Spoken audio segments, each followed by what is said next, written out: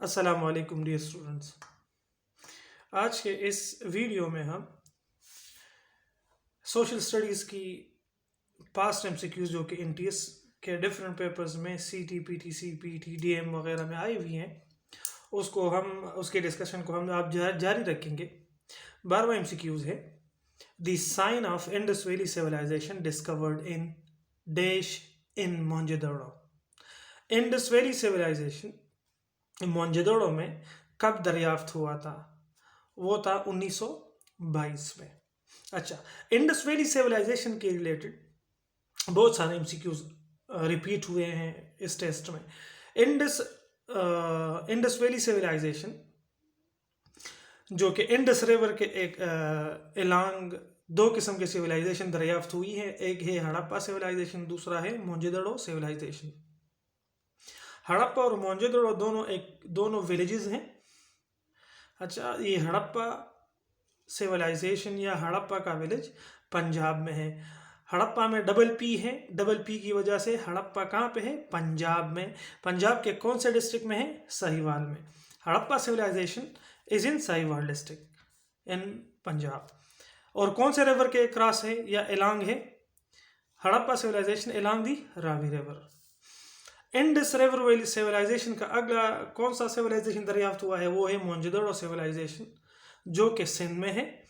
और कहाँ पे वाक़ है? लाड़काना में। और ये Mohenjodaro civilisation along the Indus river है। अगला एमसीक्यूज है the report in which crimes are committed by the Congress government against the Muslim in Bihar were verified in dash. अच्छा, अब ये कांग्रेस गवर्नमेंट, ये लफ्ज देखिए थोड़ा सा, कांग्रेस गवर्नमेंट कब बना था?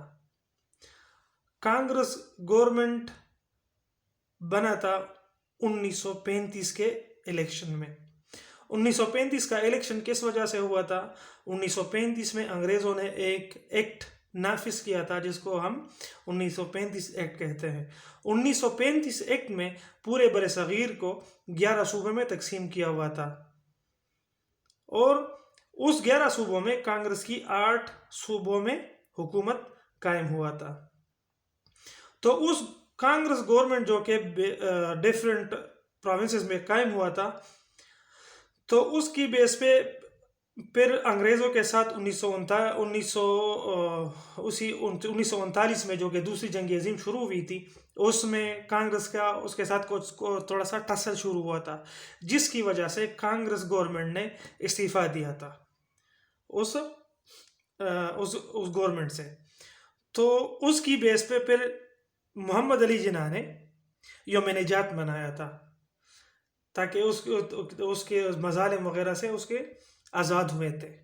तो यौम निजात या day of deliverance Mohammad Ali Jinnah ने कब अनाउंस किया था? वो था 22 दिसंबर 1939 को। जब ये इस्तीफ़ा दे दिया तो कांग्रेस गवर्नमेंट के जो मुसलमानों पे जितना जुल्म किया हुआ था उसको रिपोर्ट किया था शरीफ रिपोर्ट में। चलते हैं आगे। Sorry. The vertical clouds developed are dash meters above the sea level. Clouds की डिफरेंट किस्में हैं जिसमें एक वर्टिकली डेवलप्ड क्लाउड्स हैं जो कि सी लेवल से कितने फासले पे हैं? वो है 1000 to 12,000 मीटर। अगला है in the atmosphere ozone layer is founded about dash kilometre. Ozone layer earth surface से तकरीबन 17 किलोमीटर से लेकर 50 किलोमीटर तक ओजोन लेयर है। अगला एमसीक्यूज है a place where human dwelling are made to live on permanent basis is called dash. Dwelling mean a building where human या इंसान, जहाँ वो बिल्डिंग जहाँ पे इंसान रहते हैं तो उसको हम कहते हैं ड्वेलिंग। तो अ प्लेस वो जगह जहाँ पे इंसान मुस्तकिल तौर पर रहते हैं उसको क्या कहते हैं? सेटलमेंट। सेटलमेंट की डिफरेंट टाइप्स है। उसमें है लीनियर, न्यूक्लिएटेड, डिस्पर्स सेटलमेंट, इसके नाम से ही आपको जाहिर है। डिस्पर्स सेटलमेंट इट मीन्स के एक घर इधर हो, एक घर इधर हो और दूसरा घर इधर हो, के डिस्पर्स हो, एक दूसरे से दूर हो, इसमें कोई तरतीब ना हो, घर जो के जिस घरों में जो लोग आबाद हों वो डिस्पर्स हो एक दूसरे से, इसको कहते हैं डिस्पर्स सेटलमेंट। अगर इंसान मुख्तलिफ घरों में एक ख़ास पॉइंट से एक ख़ास तरतीब में रहते हों तो उसको हम कहते हैं न्यूक्लिएटेड सेटलमेंट, या एक पॉइंट से उसके इर्द गिर्द एक ख़ास तरीके से घर बनाए हुए हों। एक है लीनियर सेटलमेंट। लीनियर सेटलमेंट आपने देखा हुआ होगा कि कहीं रोड आ रहा है या कोई रिवर हो तो उसके अलोंग जो घर बनते हैं उसको हम कहते हैं लीनियर सेटलमेंट। चलते हैं आगे। Maurya empire remain in power for days years. Indo-Pak history अगर आप पढ़ें कि बरसगीर पे कितने लोगों ने हुक्मरानी की है तो सबसे पहले वाला एम्पायर किसने कायम किया था? मौर्य ने। मौर्य एम्पायर को उसको कहते थे कि मौर्य एम्पायर कितने साल रहा था? वो थी 185। अगर आप देखें कि सबसे ज्यादा एरिया पे किसने हुकूमत की है तो नंबर फर्स्ट पे आता है मौर्य खानदान, सेकंड पे ब्रिटिश ने सबसे ज्यादा एरिया पे हुकूमत की थी और तीसरी मुगल थे। सबसे ज्यादा एरिया पे किसने हुकूमत की थी बरसगीर की? मौर्य।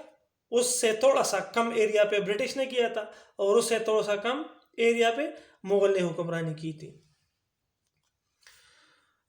18 MCQs है। From Thatta to coast of Arabian sea in the south the plain area is called.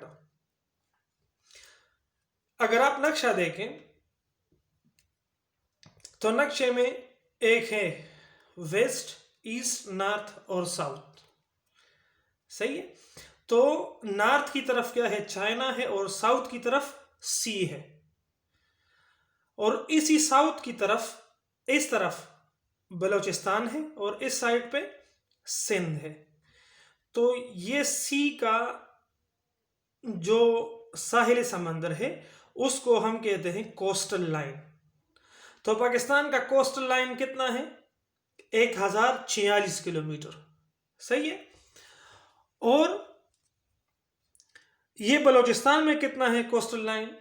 800 kilometre Balochistan में कोस्टल लाइन है जो कि मकरान कोस्टल लाइन कहलाता है। सिंध में 246 किलोमीटर कोस्टल लाइन मौजूद है जो कि कराची और टट्टा के डिस्ट्रिक्ट को टच करते हैं। सही है।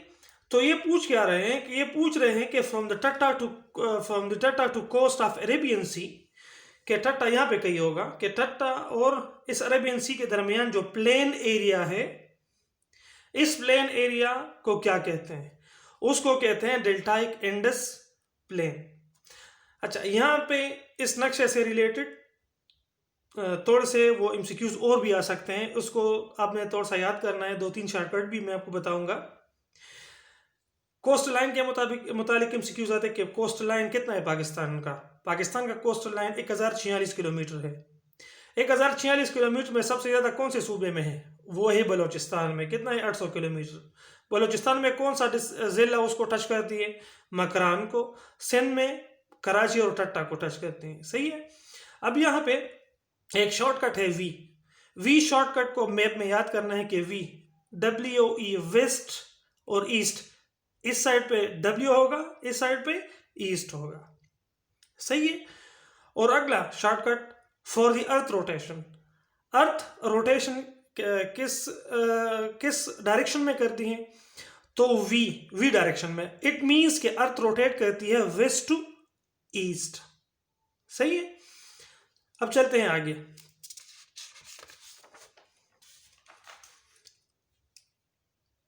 उन्नीसवां एमसीक्यूज है कि Gautam Buddha was born in Kapilavastu. यह भी एक एमसीक्यूज आ सकता है नेक्स्ट पेपर में कि गौतम बुद्धा कहाँ पे पैदा हुआ था। लेकिन ये एमसीक्यूज क्या है कि Gautam Buddha was born in Kapilavastu in dash BC। It is in 563 BC। 20 number है, which crop is backbone of Pakistan economy. Pakistan के इकोनॉमी में कौन सा फसल जो है वो बैकबोन की मिसाल रखता है? बैकबोन वही होती है, वही फसल होती है जो कि ज़्यादा पाकिस्तान के लिए ज़ेर मुबादला कमाए।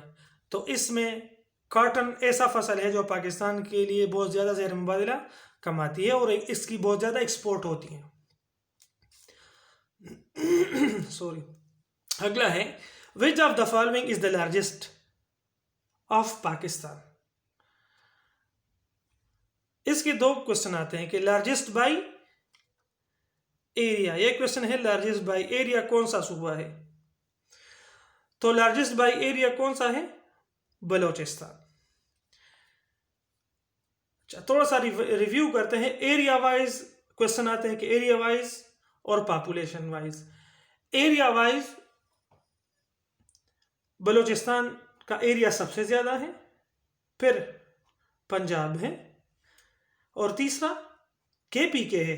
क्योंकि अब केपीके पिछले वाले सीरीज में चौथे नंबर पे था, लेकिन जब पाटा उस 7 एजेंसी उसके साथ शामिल हुई है तो वो एरिया के लिहाज से तीसरे नंबर पे है और सिंध चौथे नंबर पे है। केपीके में पहले 28 डिस्ट्रिक्ट थी, अब उसमें 7 डिस्ट्रिक्ट और भी मर्ज हो गए, तो ये कुल कितने हो गए? 35 डिस्ट्रिक्ट। सही है, केपीके में 35 डिस्ट्रिक्ट है। सॉरी। पॉपुलेशन वाइज पंजाब में ज्यादा पॉपुलेशन है, सिंध दूसरे नंबर पे है, केपीके तीसरे और बलूचिस्तान चौथे नंबर पे है। उम्मीद है कि आज का वीडियो आपने खूब अच्छे तरीके से सुना हुआ होगा और that's enough I think for today. अल्लाह हाफिज़।